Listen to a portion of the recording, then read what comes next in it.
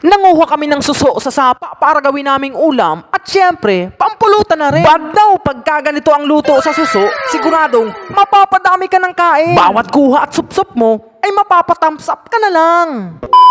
Maaga kaming nagpunta dito sa sapa para maghanap ng suso. Medyo malayo din pala to sa aming lugar. Kailangan pa naming maglakad ng isang oras bago makarating dito. Napakalinis pala ng tubig dito at napakalalaki ng mga suso. Tignan nyo naman, may mga muscle na ang shell nito. Magandang maghanap ng suso ngayon. Mainit kasi ang panahon at mababaw lang ang tubig. Kaya madali lang namin silang nakikita. Malayo pala sa mga bahay-bahay ang sapa dito. Kaya napakalinis ng mga suso dito. Dito nga ay nag-iikot-ikot lang kami. Napakarami pa kasing sapa dito na pwede namin paghanapan ng suso. Ilang minuto lang namin paghahanap ay nakadami na kami ng kuha. Ito nga si Teryo ay marami na palang nahanap. Kaya kaagad namin itong inilagay sa dala naming balde. Pati nga si Bricks ay meron na din. Siyempre, hindi magpapahuli si Umat. Madami din yang nahanap. Pagka wala ka talagang may ulam, ay magpunta ka lang dito sa aming lugar. At pwede ka nang manguha ng mga suso. Yahala! Dito nga ay patuloy lang kami naghahanap para makarami kami ng kuha. Hindi namin namamalayan ay marami na pala ito. Kaya sa puntong ito ay dali-dali na kaming umuwi. Pagdating namin ng bahay ay agad ko itong nilagyan ng tubig. At tinakpan ng saglit at kalug-kalugin para may labas ang mga kinaing damo nito. Eto na, pwede na to mga tropa. Kaya kumuha kami ng itak at pinagtatanggal ang mga buntot nito. Kailangan kasing tanggalin ang mga buntot nito para mabilis masupsop ang mga laman nito. Pagkatapos niyan ay hinugasan ko lang to ng ilang beses para siguradong malinis ang mga ito. Eto na, kumuha na ako ng sibuyas. Gayatin lang natin ng ganito. Isunod na rin natin itong bawang. Ganito lang ulit yung paggayat. Kumuha nga rin pala ako dito ng toasted. At dinurog ko lang ito ng pinong-pino. At nagkayod na rin kami dito ng niyog. At bigay na rin natin. Eto na, magisa na tayo ng bawang at sibuyas. At paghalo-haluin lang natin hanggang sa mag-aroma ito. Ibagsak na rin natin itong mga suso at paghalo-haluin natin. Pagkatapos niyan ay lagyan na natin ng toyo. At isunod na rin natin ng suka para mapapikit ka sa sarap. Lagyan na rin natin ng dahon ng laurel at paminta. At paghalo-haluin ulit natin para kumapit na ang ating mga pampalasa. Takluban lang natin ng saglit. Eto na, lugtukunta na sa lunok. Eto talaga ang sangkap na magpapasarap ang gata. Maya-maya pa ay eto na, kumukulo na ito mga tropa. Kaya ilagay na natin itong dinurog na toasted. Ito ang secret ingredient natin mga tropa. Ito talaga ang magpapasarap dito sa suso. At ang pangpinali, lagyan na natin ng sili. Depende sa inyo kung gaano karami. Kunti lang yung linagay namin. May kakain kasing mga bata. Yan, paghalo-haluin lang natin hanggang sa ganito yung maging itsura. Tignan nyo naman,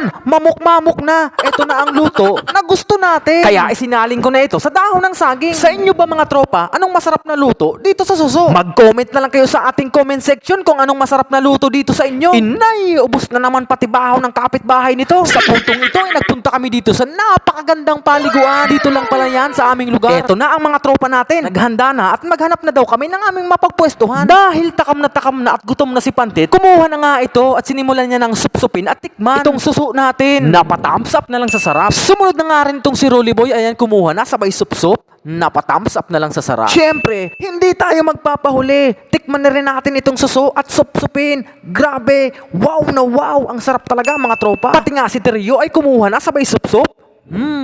Napathumbs up na lang sa sarap. At si Umat ang pampinali. Grabe, napakasarap daw ng suso. Pagkatapos nga naming mag-food trip ay naligo na kami dito sa napakalamig na tubig. Nagbabad lang kami dito ng isang oras bago umuwi.